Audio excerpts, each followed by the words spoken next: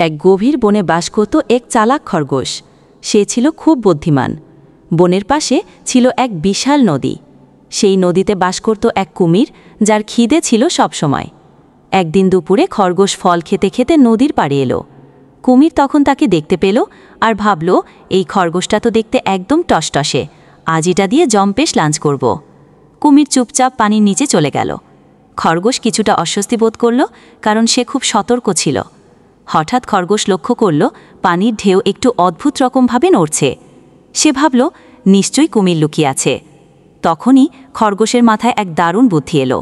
খরগোশ জোরে জোরে বলতে লাগল, আমার ভাইদের জন্য আমি এক কুমির খুঁজছি উপহার হিসেবে, কে আসবে? এই শুনে কুমির ভাবল, আমার ভাগ্য খুলে গেছে, উপহার হিসেবে নিয়ে যাবে আমাকে, আমি তো তাহলে সবার প্রিয় হব। সে পানি থেকে মাথা বের করে বলল, আমি যাব, আমিই তো সেরা। খরগোশ বলল, তাহলে চলো, নদীর ওপারে আমার ভাইদের কাছে নিয়ে যাব। কুমির খুশি হয়ে নদীর ওপারে গেল, কিন্তু সেখানে কেউ ছিল না। খরগোশ দূর থেকে হাসতে হাসতে বলল, এই তো উপহার। বোকা কুমির। কুমির লজ্জায় লাল হয়ে নদীতে ঝাঁপ দিয়ে পালালো।